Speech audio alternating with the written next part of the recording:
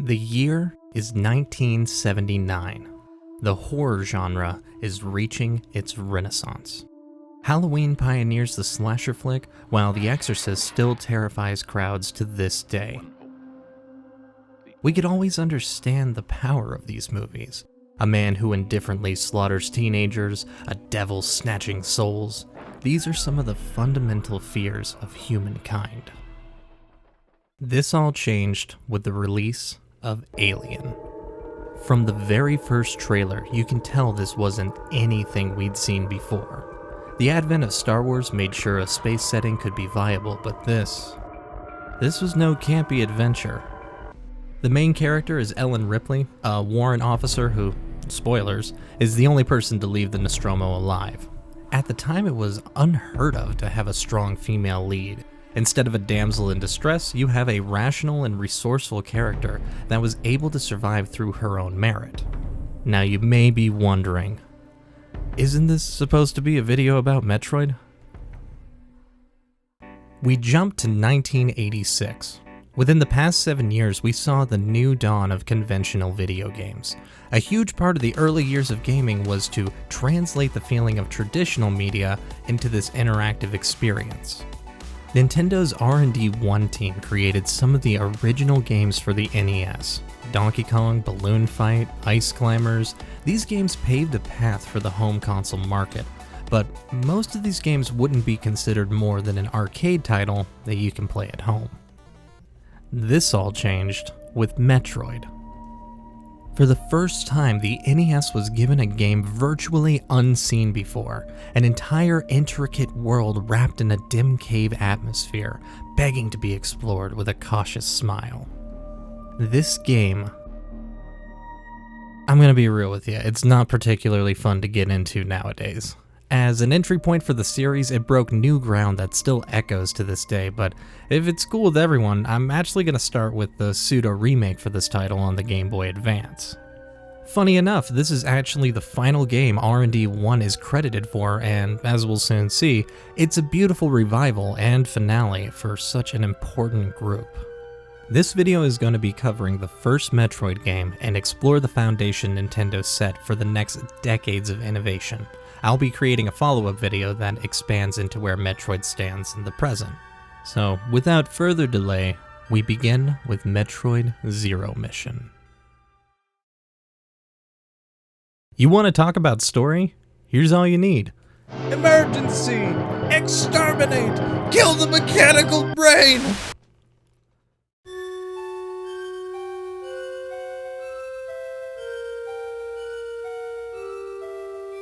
Metroid. So, retroactively, this is the second time you visited the cave planet Zebes. The first being in Metroid 2, but we're gonna talk about the past and the future, you feel me? Anyways, this story takes place the same way the Republic does, by starting the story off with a story told by someone that's pretending to be the person telling the story, or maybe Samus is just talking to herself, who knows. What I do know is that the brilliance of this game is immediate.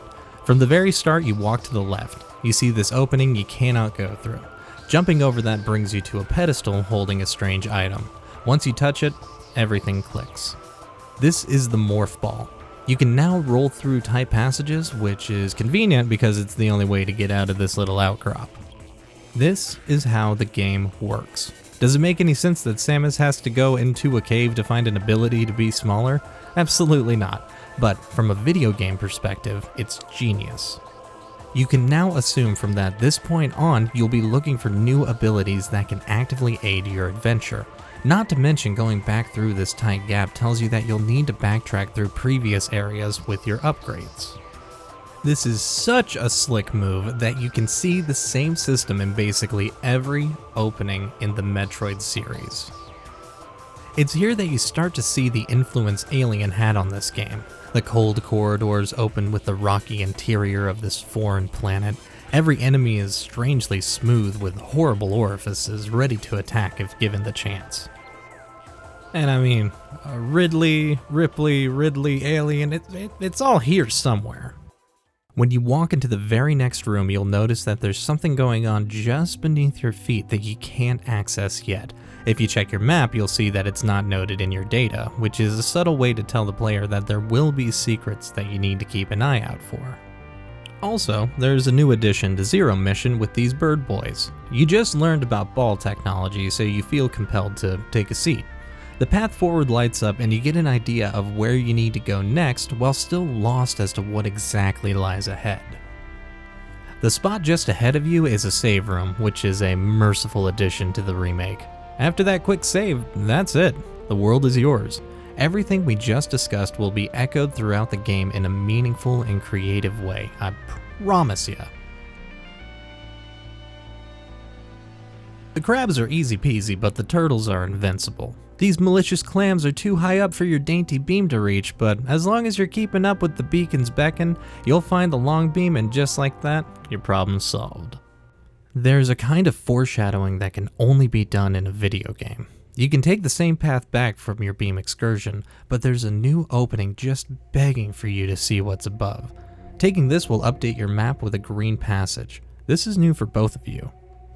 Just ahead, you'll find a split in the road. If you take a left, you'll find this room. No information, no explanation, just wonder as to what it means. A lot, actually, but that's the beauty of this kind of foreshadowing. You are able to discover this in a way that feels like your own doing, which will mean so much more down the line. You take a right and oh! Boy, I sure hope that doesn't happen again. This is also foreshadowing, but it's much dumber. You'll stumble onto this door that's guarded by a red force field. You can tell your normal shots aren't going to do the trick, but this isn't your only path forward. This lower section may be rumbling, but you'll soon find the upgrade that you need. A new, limited firepower that directly states it can open red barriers. Smooth as silk, you think. Now you can just open the door and ja! This is that foreshadowing I was talking about. While fighting these goosacks, you're bound to notice that just behind you there's a ledge, even though it doesn't seem to connect to anything. With the slightest amount of investigation, you'll discover that this game will hide helpful content while providing environmental clues to find it. Now, I won't say that everything is hidden in a creative way, and you'll definitely say, "How was I supposed to find this?" a few times, but overall it's a lot of fun looking for foreground camo and breakable blocks, handmade for the careful few looking for them. So eventually you'll find some bombs and the bird asks you to head down to Norfair. Suddenly all those impassable blocks make sense and we can finally leave the starting area. This is celebrated with a cutscene of a brain noticing your existence. Coming down to a new zone introduces a brand new soundtrack and environment. Each area is themed around a color and Norfair is red. It's here that you'll begin to really understand lava and her mighty consequences. A little creative platforming will get you to this section. You would think this kind of maneuvering is beyond what should be expected, and you would be totally right. While you can bomb jump to places you aren't supposed to go, it's mostly just a nice touch for veteran players, and as we progress, you'll begin to see new power-ups that make this tricky move redundant. You'll eventually ascend back to where you think you just left, but this is actually a pivotal moment of unreachable content. The music is foreboding, and a dip into the water halts you immediately. You can barely move, and your bombs don't do much. This is another feather in Metroid's cap, a glimpse of a place you cannot comprehend yet. While this may be frustrating, you're bound to make a mental note of this place as it feels unfinished. Remember, all it takes is one item to make everything click. Fighting your way around this unsolved area brings you to a ruined cave with what appears to be a new power-up. This, as it turns out, will only be referred to as an unknown item. Incompatible with your current suit, and outside of breaking these weird blocks, it doesn't seem to help your mission. On the bright side, we are finally on the surface, although bright might not be the word. You sink deep into an ancient temple where escape seems impossible, but this is where you find the power grip, a new ability for the remake. As simple as a ledge grab may seem, this opens up so many possible routes with your new level of elevation. You scour your way to the top of this ancient surface looking for any kind of direction until, like magic, you find your spaceship from the very beginning. We plunge back into the deep, giving this bubble zone a quick howdy doody. It's here that we finally find the ice beam, and now any threat can be a platform. All the seemingly invincible enemies have just become passive-aggressive stepping stones. It was here that I started to notice the music of this game. In full honesty, the GBA has not aged well sonically, especially any bass sounding like it's pushed through a tin can, but it's hard to say anything negative about Metroid's soundtrack. Nearly every song is lifted from the original game, and they couldn't have chose a better tone to start with. Everything sounds massive but hollow. Every song is coursing through the caves you delve like the stone heart of a mountain. The synth strings flicker through the round hum of the bass, all pushing you to look deeper into the crushing walls of this new atmosphere. Kraid's theme suits perfectly for this section of the game. You feel like you have some grasp of what to do while still miles away from confident. While you may have more options for your suit, this game throws a curveball with the constructions among us. It's these ball launchers and inverted conveyors that complicate the zone in a wonderful way. It's a reminder of the previous world being technologically advanced, yet lost to things like this mini-boss. But a flustered tentacle is nothing compared to the area's namesake, Kraid. Originally, the fight was underwhelming to say the least, but this remake made sure to take care of that with the Super Metroid version of the fight. This is your first real battle of the game, a check to make sure you have a grasp on the whole jumping, shooting, and spinning thing. Your reward for this encounter is the speed booster. It's easy to get caught up in the pursuit of jumping gooder, but this upgrade is unexpectedly critical. Not only do you consider all the flat land you've seen as possible opportunities to break on through to the other side, but this also comes with the ridiculous ability they call Shine Spark. With this, Samus is able to store the speed boost energy and propel herself in any direction. This is finicky and obtuse and absolutely awesome. The skill ceiling just went into orbit, and people better than me can make this game an absolute joke just from this ability. As a quick side note, I just want to say I love this room. You jump onto a conveyor and they just throw 1,000 bugs at you to make you trip down the lava fall. I don't even know if this level's in the original game, and I imagine they just thought it would be funny to dunk on the player. You'll eventually stumble onto the map room for Kraid's Lair, and I think it's a great addition. They never give it to you too early. They still want you to fumble around in the dark, as that's a big part of the magic for this game. But you really reach a point where the adventure turns from mysterious to tedious, and getting these little pushes in the right direction is a godsend. Especially when the path forward is a fake lake of lava. This is a carryover from the original design, and at least they had the courtesy of dissipation through investigation. This kind of content is fine for an upgrade, but Metroid has a habit of ridiculously hidden paths. After finally finding our way back to Brinstar, they reward you with another cutscene. A bird is heading your way and doesn't look stoked. This is followed by falling rubble, which is dirty because they already put you on edge with the looming threat, but at least it shows you where you need to go. Stepping into this yellow facility is your first ability vibe check. It's here where you'll need to use the freeze beam, ball jump, and a touch of that out of bounds know-how to get by. You'll also see how the bugs can help when it comes to the ooze hearts blocking your path. After you pass this environmental teaser, you get your first visible upgrade, the Varia suit. Up to this point, you just assume that acid is acidic and there's not much you can do about it. You were wrong. Now that the suit has a tan, you can also enter the sauna, which opens up a lot of those jape rooms. Before we move to the next leg of the adventure, you also need to upgrade your blaster with the wave beam. It's such a huge convenience to be able to fire through objects, and invaluable when dealing with the roly-polies. This whole section is gross, but in a good way.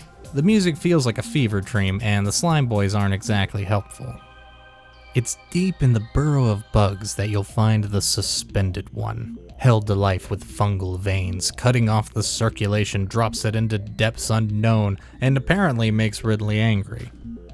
It's a good thing that we were able to kill that cocoon before it turned into some awful wasp thing, right?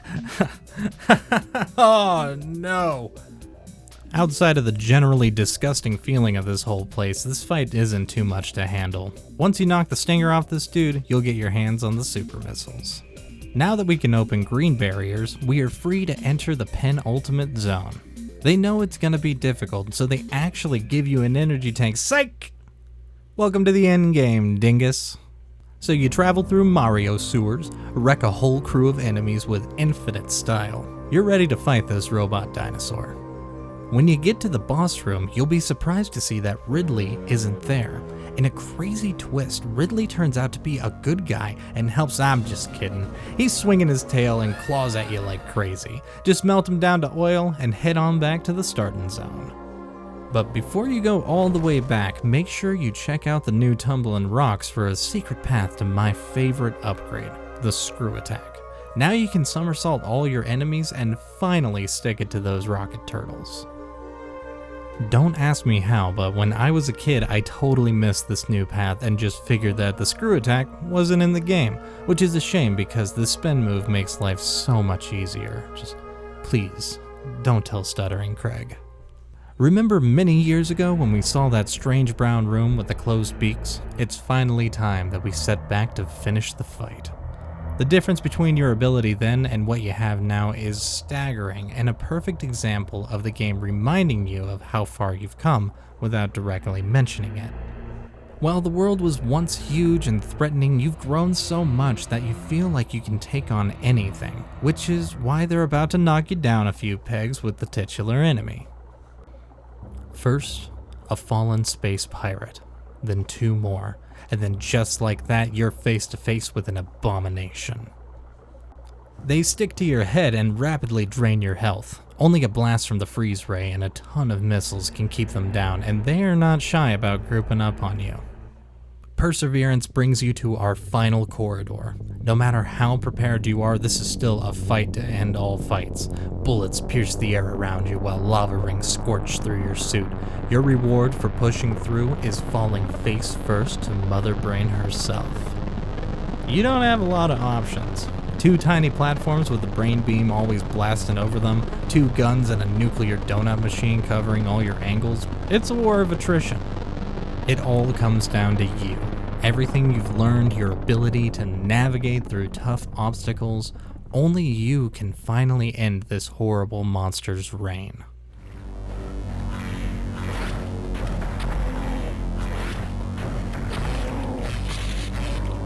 There's no time to celebrate. The facility is going to explode and you need to get out of there as fast as you can. It's a vertical climb through the starting zone. Everything is frantically dissolving, but it's no match for your bob and weave expertise.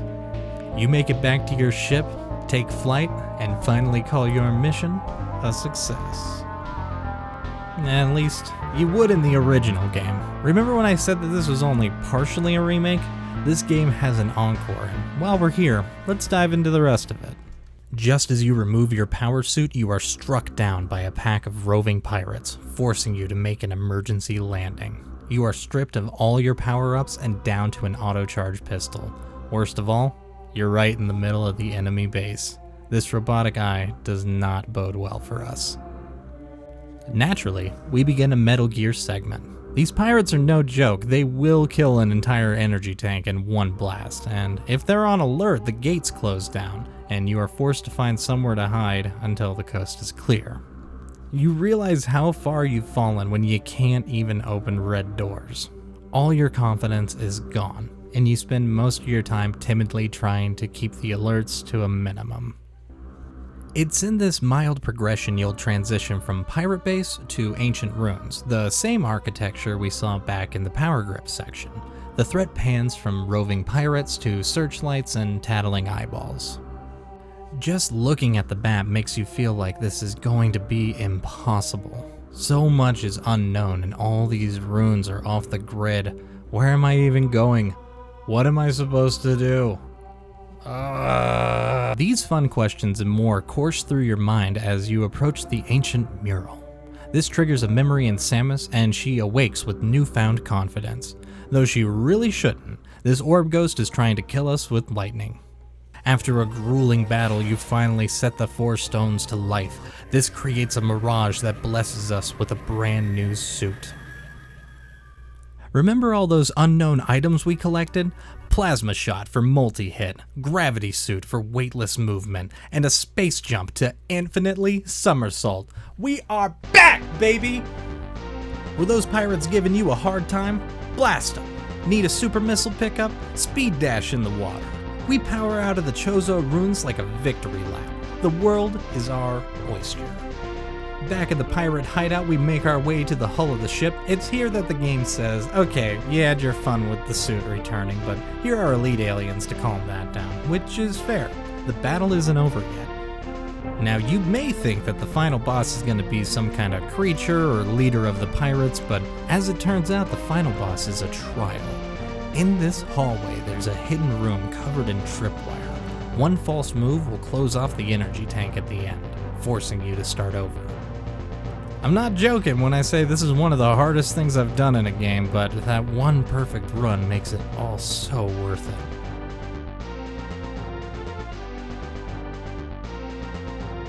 And there's also Mecha Ridley or whatever. Run it back! We are doing a second escape, and this time it's the real deal. They are throwing everything they have at us, and the fire exit isn't anywhere close. In our final moments, they throw 2 of the elite guards as a last-ditch effort, but we narrowly escape. This guy didn't think things through. We make a hasty retreat, and the day is finally saved. Mission accomplished. With that, we end with a rank screen, how long it took you to do it and how much stuff you found. I mean, honestly, 66% is pretty high for me. I'm kinda stoked about it. But let's say you wanted to go back and find every last thing. How can you do that while you're stuck on a godforsaken pirate ship? Luckily, they have you covered with this slick tube. Dropping a power bomb gets you outside, and after a hop, skip, and a jump, you're right back to where your ship used to be. Everything is a cakewalk now that your powers rival God, and leave the player atop a mighty throne of their own accomplishment. With this sweet regard, they give Metroid its final finale. Looking back at our time with Metroid is absolutely magic. When you think about how this game was developed in the wake of movies like Alien and the surge of the 80s action and horror movies, there's one word that defines the experience: control. Where a movie like Alien is about the dread of the unknown and the fear of being unable to stop unimaginable things, a game like Metroid is built around the initial cautious curiosity of what lies ahead that is bolstered by the progress of our own control. When we think about the key elements of a movie like Alien, you have a strong female protagonist pushing her way through a completely foreign environment and secures her survival by creating an escape route. But where Ripley was defending against the threat of the unknown, Samus is actively dismantling it. In a movie, you can only empathize with a character, but a game is built around the progress of our imaginary surrogate. By diving into the world around us, we gain more control of the powers that be. Our ability to remember unachievable goals, to push through uncertainty and find the tools necessary to achieve these goals is the cornerstone of what makes search action games possible. And Metroid was able to define this so early by asking the player to find the answer and enjoy the feeling of discovery. At the end of the day, Metroid is just a game about a lady blasting aliens and looking for things, but told in a way that could only make sense in an interactive medium. And in that light, it's carved a style of expression that will always be with us in the world of the present. And this is just the beginning. You have to wonder, if this is such a revolutionary concept, then where has it gone? Well, the future is never as simple as we hope, but everything will be revealed in good time. Hey, this is Itoi coming at you from the editing bay. So after 19 years of silence about a new 2D Metroid game, Nintendo announced a brand new 2D Metroid game. and it kind of threw off everything I was working on here with these series of videos, but in the most wonderful way. I am extremely excited about this game, and instead of talking about where Metroid has gone, I'm gonna be going over a couple of games in the series, mainly Fusion, the sister title for Zero Mission, and we'll do a big lead up going to the actual release of Metroid Dread.